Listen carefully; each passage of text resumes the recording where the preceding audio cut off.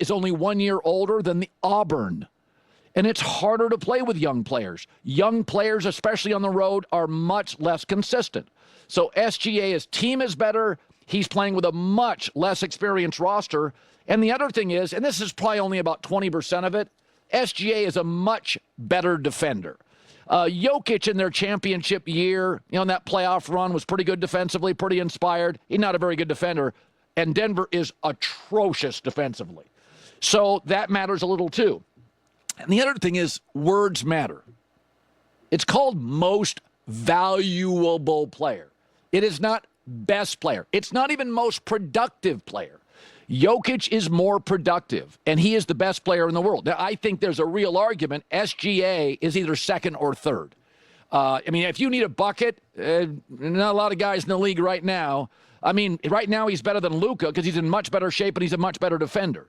So Jokic is the world's best player. There's an argument SGA is number 2. And again, this is another component.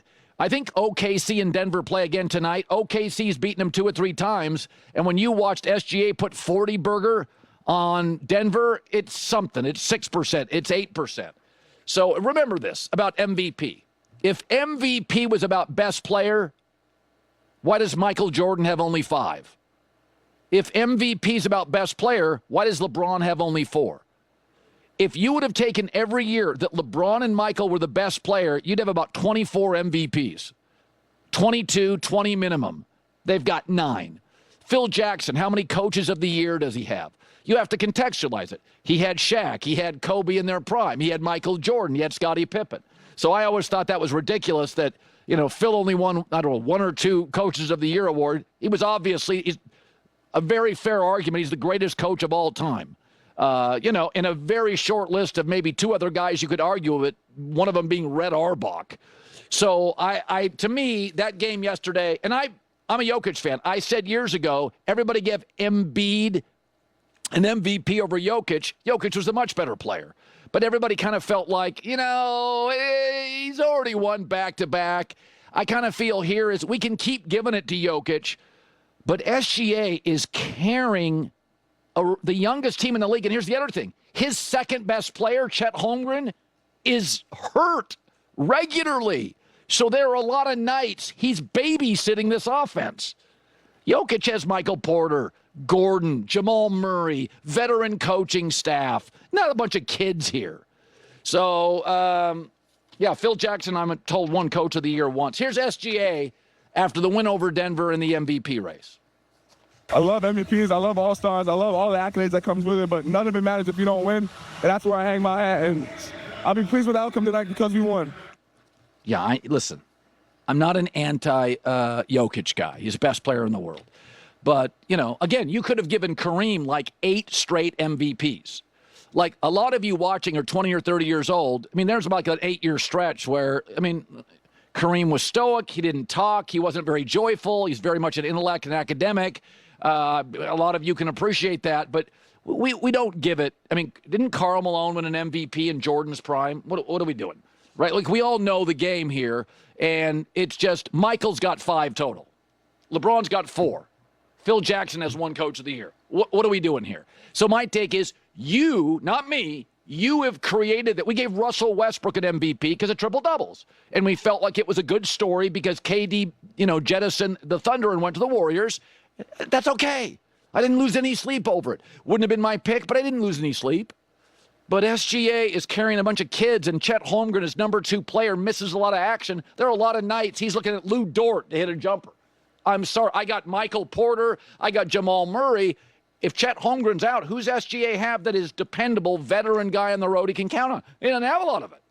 So that matters. J-Mac doesn't like it, but that's the way it works sometimes. I'm just disappointed, man. We were rolling in that first hour. It was popping off. And then you had to put this nonsense out there. Colin, first of all, we kept showing the highlights, SGA. They showed him making By the way, Karl Malone. He was 2 Malone. of 11 from deep. He doesn't play great defense. He's a good defender, never been all-NBA defense. Well, this is just like the NFL MVP. The numbers said Lamar Jackson, historic season. But the narrative was, it's Josh Allen's turn. Jokic, by the way, 3rd in points, 3rd in rebounds, 2nd in steals, just had a 30-20-20 game. Historic stuff. Yeah. He's got the numbers. The narrative is SGA. They're young. They're fun. They've won 50-something games. Go ahead. Give it to SGA. He's not the best player in the league. He's not. Karl Malone, my bad, got 2 MVPs in MJ's prime. I thought it was one. Oh, one was MJ out of the league for one? Yeah. They still should have given it to Michael Jordan because the ratings tanked. I think Kobe has like 1 MVP. He should have more. He was upset Steve Nash got it, remember? You see it as narrative. I see it as contextualization. No, it is a narrative. The NBA writers are admitting as much. When Joel Embiid had never won the MVP. We got to give it to Joel. You can't give it to Jokic.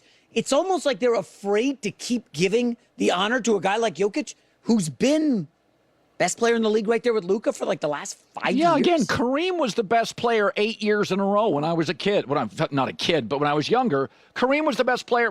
So give him the MVP every year. They didn't. He's the best player. But the precedent was set. They didn't. Yeah, they probably should have. It's a dumb award. Well, no, awards are. You see this in Hollywood.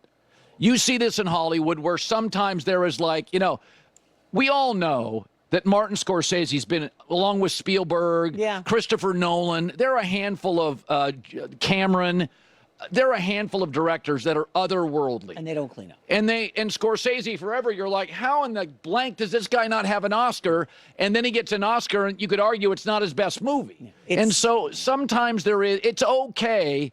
I'm still waiting for the Tom Cruise Oscar. Oh, gosh, come on. I mean, that's outrageous. That's why I postpone. A lot of people postpone the Oscars because of woke. I postpone for the lack of respect for Tom Cruise. Put some respect on his name. It feels like the ink-stained wretches are having their moment. We're not giving another one to Jokic. We're not doing it. This guy's freaking good. He's so good.